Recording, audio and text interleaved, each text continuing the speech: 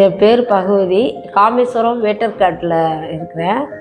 நான் வந்து இதுக்கு முன்னையெல்லாம் ஒரு கிணத்து தவளை மாதிரி தான் எங்கள் அப்பா வீட்டில் நாங்கள் வளரும்பொழுது ஒரு சின்ன பிள்ளையா இருக்கும் பொழுது கல்யாணம் பண்ணி கொடுக்கக்குள்ள கூட நான் வந்து ஒரு கிணத்து தவளை மாதிரி தான் வாழ்ந்துக்கிட்டு இருந்தேன். அப்போ கல்யாணம் பண்ணி கொடுத்து ஒரு 10-15 வருஷம் வீட்டுக்குள்ளேயே இருந்தேன், வெளி உலகம் தெரியாமல். அதுக்கப்புறம் வந்து 89 வந்து மாதர் சங்கம்னு ஒன்று எங்களுக்கு அமைச்சாங்க. அந்த மாதர் சங்கத்தில் சேர்ந்து நான் வந்து பல திறமைகளை கற்றுக்கிட்டேன். அப்போ பல இடத்துல கூட்டம் போடுவாங்க, ஒவ்வொரு இடத்துலையும் ஒவ்வொரு ட்ரைனிங் வைப்பாங்க. அந்த ட்ரைனிங்கில் எல்லாம் ஒவ்வொரு கருத்துகள் நடத்துவாங்க. அந்த கருத்தையெல்லாம் எடுத்து 20 நிமிஷத்துக்குள்ளே ஒரு பாட்டு எழுதுங்கன்னு சொல்லுவாங்க. நாங்கள் எழுதி நாங்கள் பாடுவோம். அதிலேருந்து நான் வந்து சொந்தமாக பாட்டு எழுத தொடங்கினேன். 2003 ஒரு பெண்ணு, அவங்க அப்பா இல்லை அம்மா இல்லை, அண்ணா அவருக்கு ஒன்றும் முடியாது. அப்போ வந்து அந்த பொண்ணுக்கு வயசு 35 வயசு ஆகிட்டு அப்போ வந்து கல்யாணம் ஆகாமல் இருந்தது. ஐயோ நம்ம குழுவில் இருக்கே இந்த பொண்ணு, இதுக்கு கல்யாணம் நடக்கலையே அப்படின்ட்டு நான் சொன்னேன். இது அப்புறம் வந்து சொல்லிச்சேன்னுட்டேன், இது அக்கா எனக்கு வந்து சம்மந்தம் வந்திருக்கு, பணங்காட்சி இல்லையாக்கான்னுச்சு. அப்போ நான் சொன்னேன், சிம்பிளாக முகூர்த்தவளை எழுதிக்க, ஃபஸ்ட்டு கல்யாணத்துக்கு நான் பணம் தரட்டி உனக்கு கொடுப்பேன் அப்படின்னு சொன்னேன். சொல்லிவிட்டு அதுக்கப்புறம் சட்டு முகூர்த்தவளை எழுதிட்டு அதுக்கப்புறம் எங்கள் குழுவில் இருந்தது அன்னைக்கு தேதியில் வந்து 14,000 தான் இருந்தது. அடுத்தது ஒரு இடத்துல வந்து நகை எடுக்க பணம் வச்சுருந்தாவோ அந்த பணத்தை வாங்கிக்கிட்டேன். இன்னொரு அம்மா ஒரு 3.5 பவுன் செயின் கொடுத்தாங்க, அதை வாங்கிக்கிட்டேன், வாங்கி அடவு வச்சுக்கிட்டேன். இன்னொரு அம்மா வந்து 5,000 கொடுத்தாங்க. எல்லாம் சேர்த்து போட்டு அந்த பொண்ணுக்கு கல்யாணம் பண்ணி வச்சு இன்றைக்கி நல்லா வாழ்ந்துக்கிட்டு இருக்கு. 2 ஆம்பளை பிள்ளை இருக்குது, நல்லா வாழ்ந்துக்கிட்டு இருக்கு. அடுத்த பொண்ணுக்கு எப்படின்னா அம்மா அப்பா செத்துக்கிட்டாரு, அம்மா ஒரு 2 கட்டா ஒன்றும் தெரியாது. அதுக்கு வந்து என்ன செஞ்சேன்னாக்கா, இது மாதிரி எனக்கு கல்யாணம் வந்துட்டு ஒருத்தருமே உதவி செய்ய முன் வரலை. பங்காளி இருந்தோ யார் இருந்தோ யாருமே முன் வரலை. அப்புறம் சரிட்டு இந்த பொண்ணோட மனசு வந்து நோகக்கூடாதுன்னு நான் விறுவிறுன்னு என்ன செஞ்சேன், பெரும்பெரும் தலைவரோட போய் பார்த்தேன். யார் ஆச்சும் கொஞ்சம் அந்த பொண்ணுக்கு உதவி செய்யுங்க, ஏதோ உங்களால் உள்ள முடிஞ்ச உதவியை செய்யுங்கன்னு சொன்னோன்னே இந்த மாவட்ட கவுன்சிலரு, பிரசிடண்ட்டு, கவுன்சிலரு, தொண்டு நிறுவனத்தில் அந்த பெண்களுக்கு அங்கே சொன்னோன்னே அந்த பெண்கள்லாம் சேர்ந்து ஒரு குடும்பத்துக்கு என்னென்ன பொருளோ பொருள் அனைத்ததும் வாங்கி, அண்டா குண்டா தவளை கவலை எல்லாமே வாங்கி வீட்டுக்கு உண்டான ஜாமான் ஃபுல்லாக வாங்கி கொடுத்துட்டாங்க. அடுத்து பொண்ணுக்கு பீரோ கட்டுருக்கு போய் எங்கள் ஊர் பிரசிடண்ட்டை போய் கேட்டேன். அவர் வந்து உங்களுக்கு வந்து பகவதி உங்களுக்கு வந்து பீரோவும் கட்டிலும் நான் வாங்கி கொடுத்துறேன் அப்படின்னு அவங்க வந்து ஒரு பீரோ கட்டுருக்கு அவங்க பணம் கொடுத்துட்டாங்க. அப்படி இந்த அங்காடியில் வேலை பார்க்குறாங்க பையன், அவங்க வந்து அவங்களால முடித்த உதவி அவங்க செஞ்சாங்க.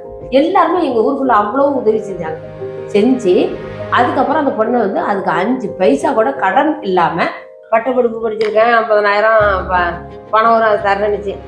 அதெல்லாம் வேண்டாம், வந்து அந்த பொண்ணுக்கு யாரும் பிறகு மனுஷன் இல்லைன்ட்டு அதெல்லாம் வேண்டாம்னு எல்லாம் இலவசமாக செஞ்சு அதுக்கு ஒரு திருமணத்தை செஞ்சு இன்றைக்கி ஒரு பொண்ணும் பிள்ளையும் பிறந்து நல்லா வாழ்ந்துக்கிட்டு இருக்காங்க. அது ஒரு சந்தோஷம். இன்னொரு அம்மாவுக்கு வந்து அது மாதிரி உதவி செய்ய மனுஷன் இல்லை, அவங்க வந்து பெரிய இடத்துக்குள்ளே இருக்கிறாங்க, அதனால் செய்யறதுக்கு மனுஷன் இல்லை.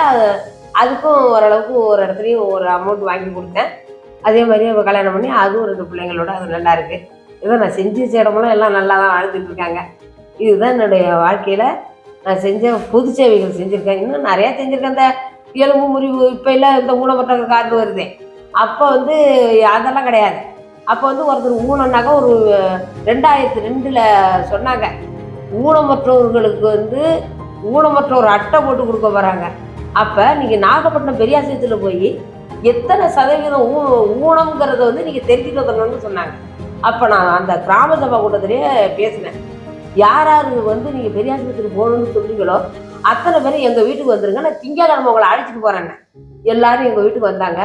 அழைச்சிட்டு போய் யார் எத்தனை சதவீதம் ஊனன்னு பார்த்து டாக்டர் சொல்லி பொழுதுக்கு அங்கே இருந்து டாக்டர் சொல்லி அதுக்கு பிறகு ஊனமுற்றோர் அட்டை வாங்கினாங்க. அதுக்கு முன்னே ஒரு 10,000 பணம் போட்டாங்க.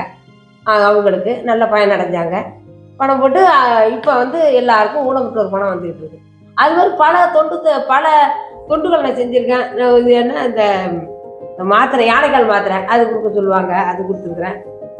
அப்புறம் இந்த கணக்கு எடுக்கிறது, வாழ்வாதார கணக்கு எல்லாம் நிறையா செஞ்சுருக்கேன். இன்னும் நிறையா செஞ்சுருக்கேன், ஆனால் தெரியலை. இப்போ சொல்ல இன்னைக்கு இப்போ என்னுடைய எண்ணம் என்னன்னு கேட்டால், இன்னைக்கு நம்ம 10 ரூபா சம்பாதிக்கிறோம்னா 1 ரூபாயாவது என்னுடைய எண்ணம் குணங்கள் ரூபாயாவது அடுத்தவங்களுக்கு செய்யும். ஐயோ இல்லையே அப்படின்னு கஷ்டப்படாத அளவுக்கு அவங்க நம்ம பக்கத்தில் இருக்கிறாங்க அப்படின்னா நம்மள்ட்ட இல்லையே அப்படின்னு நினைக்க அவங்களுக்கு ஏதோ நம்மளால முடிஞ்ச அளவுக்கு செய்யணும். அந்த மாதிரி உதவி செய்கிற ஒரு எண்ணங்களும் என்கிட்ட. பெண்களை பற்றி ஒரு பாட்டு. பெண்கள் ஏன்னா இன்னைக்கும் பாலியல் வன்கொடுமை இன்னைக்கும் நடந்துக்கிட்டு தான் இருக்கு. அதுக்காக இந்த பாட்டு எங்கள் சொந்த பாட்டு. இதை நாங்கள் பாடுறேன். வானம் உறங்கிய போதும் வையம் உறங்கிய போதும் கண்கள் உறங்கிடுமா பெண்கள் கண்கள் உறங்கிடுமா பெண்கள் கண்கள் உறங்கிடுமா. சாமி உறங்கிய போதும் சட்டம் உறங்கிய போதும் கண்கள் உறங்கிடுமா பெண்கள் கண்கள் உறங்கிடுமா பெண்கள் கண்கள் உறங்கிடுமா. அமைதியாக்கிய பெண்ணை அடக்கி பழகுதே அடக்கி பழகுதே. பேரம் பேசிய பெண்ணை விலக்கி வாங்குதே விலக்கி வாங்குதே. குழந்தை பெண்ணை கொன்ற போதும் கொல்ல துடிக்குதே. குடும்ப போர்வை என்ற போதும் கண்ணை மறைக்குதே. குழந்தை பெண்ணை கொன்ற போதும் கொல்ல துடிக்குதே. குடும்ப போர்வை என்ற போதும் கண்ணை மறைக்குதே. அன்னை மனசு வேகும் அமைதி தேடி ஏங்கும். உண்மை புரிந்ததம்மா பெண்கள் உண்மை புரிந்ததம்மா பெண்கள் உண்மை புரிந்ததம்மா.